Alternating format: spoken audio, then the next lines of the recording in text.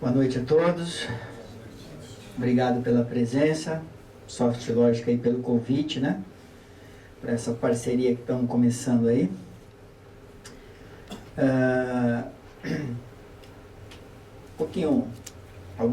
Algumas colocações que eu gosto de fazer antes de entrar propriamente no assunto, embora o nosso tempo é bastante curto, para um assunto que eu costumo falar em 16 horas sobre ele. Tem que falar em 3 horas é muito pouco tempo, né? Então nós vamos falar aqui mais ou menos sobre o projeto como um todo. Vou me ater basicamente a duas situações técnicas dos CPCs que são as mais impactantes, para vocês terem uma ideia.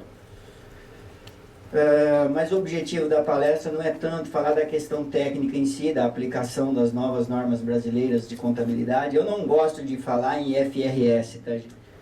E o que introdutoriamente nós poderemos falar sobre IFRS?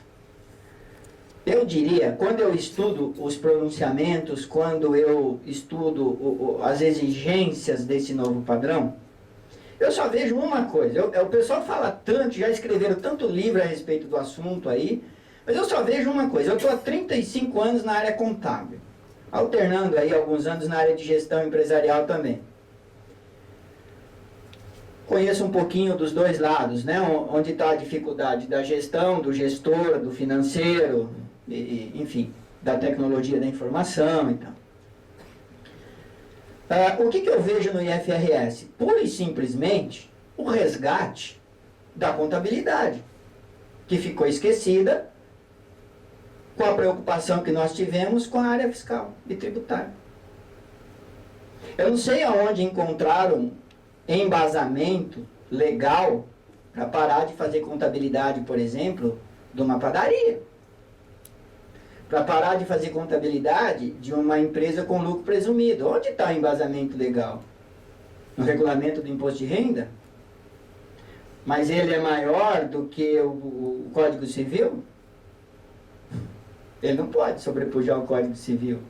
Então não existe nenhuma legislação que nos permita não fazer contabilidade, não importa o tamanho da empresa e a sua opção tributária. E com esse foco, nós esquecemos da contabilidade, da técnica contábil, da avaliação de ativo e passivo, do reconhecimento de receita e despesa. O IFRS, nada mais, nada menos, ele vem trazer esse resgate. Ele vem aplicar essas regras de volta, os princípios, os postulados e as convenções. Com um diferencial. Eu ouvi recentemente de um diretor da ANEFAC, numa palestra no CRC, ele disse o seguinte na palestra dele, e eu concordo inteiramente com ele, quando ele disse o seguinte: nós vamos ter que fazer por força de lei aquilo que já era a nossa obrigação há muito tempo. Em 2007 eu parei de fazer tudo que eu estava fazendo, meu trabalho, pedi demissão do escritório que eu era gerente na época,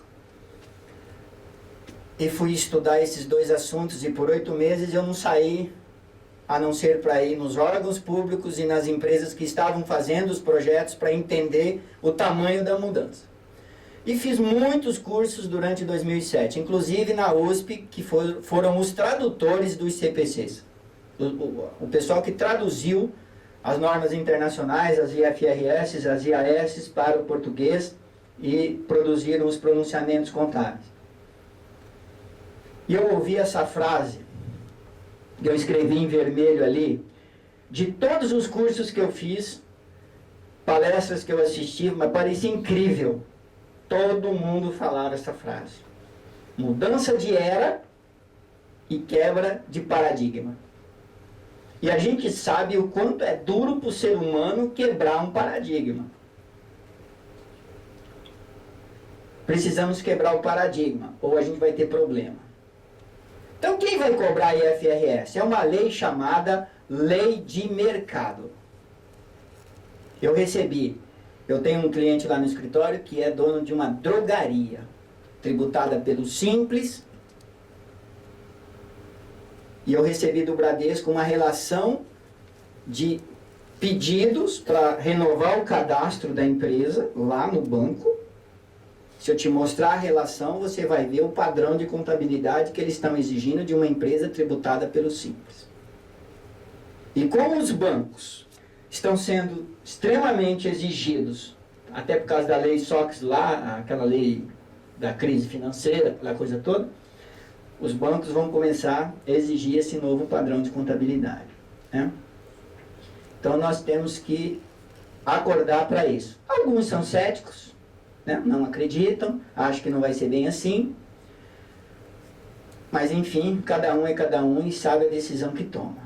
Eu queria que vocês anotassem aí, para vocês checarem depois, a lei número 4774/2009.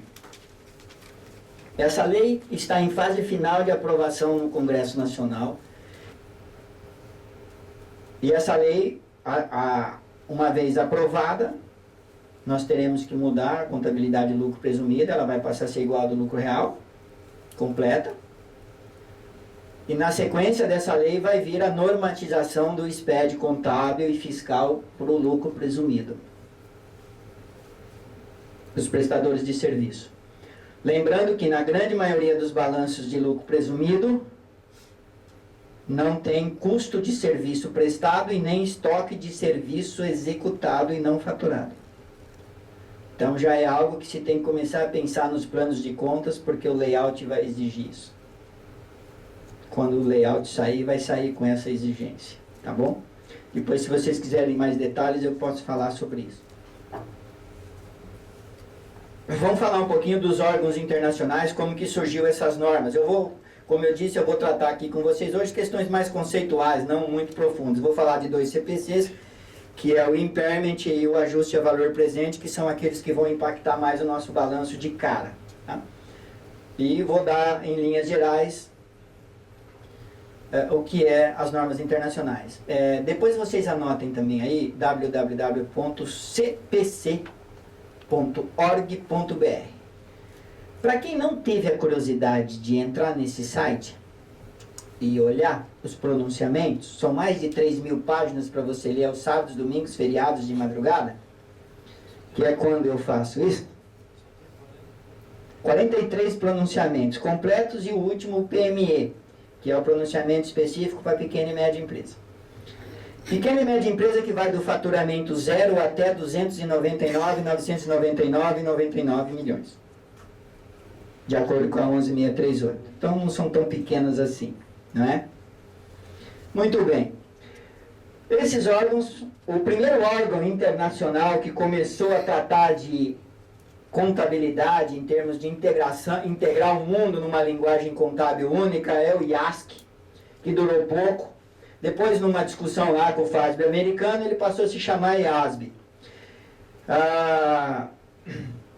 Dentro desse órgão hoje, que é o IASB, né, que ele é o emissor das normas internacionais, uma norma chega a levar 3 anos sendo discutida para poder ser emitida e adotada pelos mais de 200 países que estão já em processo, e quem não adotou, alguns já estão praticando há algum tempo, enfim. Dentro desse órgão IASB, nós temos 2 conselhos consultivos, depois eu vou projetar aqui uma imagenzinha deles. Tem 2 conselhos, que é o IFRIC e o SAC. Esses 2 conselhos, depois que a norma passa pelo IASB, nós temos alguns brasileiros lá trabalhando e participando do projeto. Todos os países envolvidos têm, né? Representantes. Esses 2 conselhos, eles fazem revisão da norma, eles analisam, porque são vários países envolvidos, várias situações regionais, enfim, uma série de questões. Passou pelos conselhos, a norma é editada e passa a valer para o mundo inteiro. Quando o órgão era o IASC, a norma emitida era a IAS. Quando passou a ser IASB, a norma passou a se chamar IFRS. Porque precisava entrar a palavra financial, financeiro. Por causa das crises econômicas, precisava colocar a questão financeira no controle efetivo das organizações. Por isso que houve, então, essa mudança, essa fusão desses órgãos, e passou a se chamar IFRS. 1973 criou-se o IASC, 2001 o IASB, 2005 os países da União Europeia adotaram, 2006 o FASB e o IASB fazem um acordo de adoção, que a grande questão aí é se os Estados Unidos vai ou não adotar o IFRS. E uma coisa que pouca gente sabe é o seguinte, os Estados Unidos, a princípio, se negou a adotar. O FASB bateu o pé, falou, vamos manter o S-Gap, tudo bem. Aí houve aqueles escândalos todos, o último foi o Madoff, e agora essa subprime. Algumas bolsas importantes, como a da Ásia, começaram a pressionar as empresas americanas, ou adota, ou as suas ações terão problemas com a nossa bolsa. E os Estados Unidos teve que assinar um protocolo de intenção, o FASB e o IASB, para que até 2014 ele faça o alinhamento ao IFRS. A gente já sabe que tem alguns recursos, já não vai ser total, eles já estão falando que vão manter o S-Gap, enfim. Mas a briga está aí, né? De qualquer forma, a gente sabe que mais dia, menos dia, os Estados Unidos vai ter que entrar, porque senão ele vai ficar isolado no padrão contábil dele. E as empresas americanas terão problemas nas bolsas e na divulgação das suas demonstrações contábeis, né? Só questão de tempo. 2007, Brasil, Canadá, Chile, Índia, Japão e Coreia. E 2010 passa a ser obrigatório no Brasil para todas as empresas listadas em bolsa, tendo que aplicar o IFRS completo. Para as empresas listadas em bolsas, essas não têm alternativa. Elas não podem usar o CPC da pequena e média empresa. Elas têm que aplicar os pronunciamentos completos. Tá? Aí tem uma questão de grupo econômico, empresa coligada, controlada, mas aí é uma discussão que a gente vai entrar porque é mais no curso mesmo.